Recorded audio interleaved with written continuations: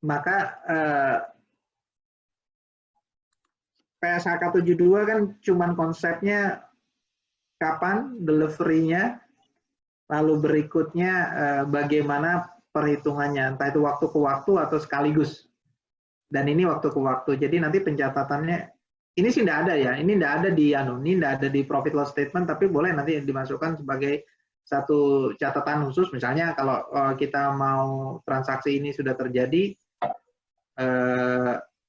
bisa kayak tadi, misalnya deposit itu adanya di neraca, misalnya seperti kalau ini ya enggak bisa diakui sebagai pendapatan.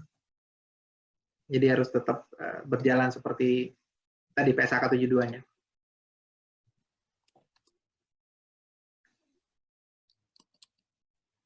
Ini hampir semua hal-hal yang sering terjadi dalam bisnis as usual-nya sudah kita masukkan ke dalam beberapa soal-soal.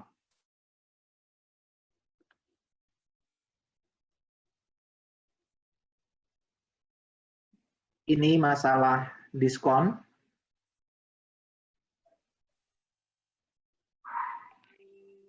Nah ini juga perlu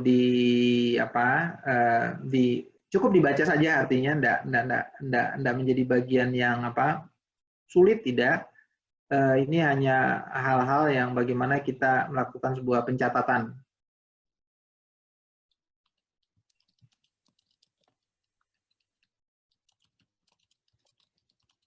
Nah ini headset sama jasa telepon tadi kita sudah siapkan. Dan kita sudah sempat bahas juga tadi di depan. Ada handsetnya di istilahnya kalau sekarang kita jualannya kalau di marketing site-nya itu bundlingnya gitu kan.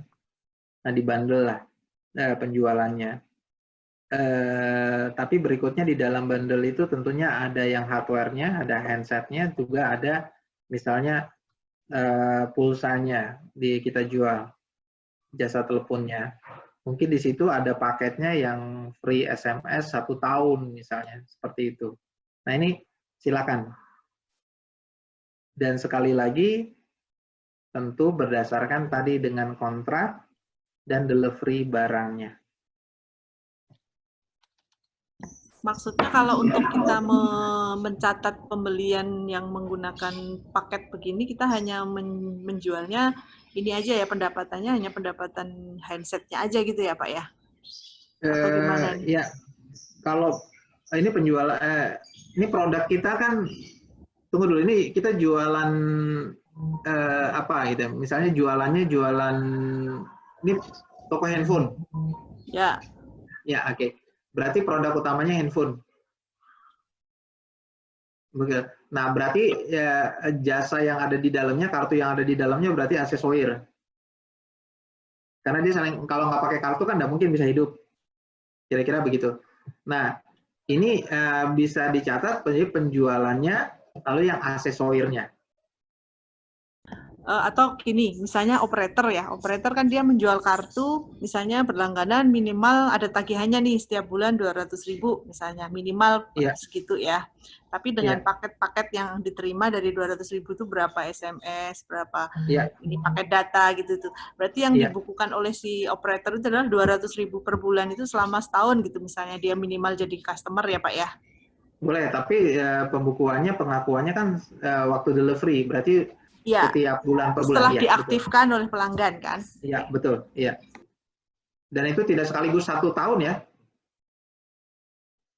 Iya Pak, jadi per bulannya itu yang pelanggan bayar kan 200.000 meskipun kontraknya dengan pelanggan dia 1 tahun minimal dia harus berlangganan gitu kan?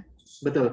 Nah makanya tadi dipertanyakan sama Pak Rian tadi, kalau memang mau ya caranya ya tadi ditempelkan dengan pembayarannya yang punya kredit card misalnya. Jadi nanti yang bayar ke kita tuh kredit card-nya. Atau kalau misalnya case-nya operator itu kita tempelkan di handset ya Pak. Jadi yang pemilik headset-nya itu yang bayar ke kita, tapi dia jual secara bundling gitu ya. Kan Bisa, biasanya begitu. gitu tuh, handphone baru-baru itu yang Iya. Benar. Siap.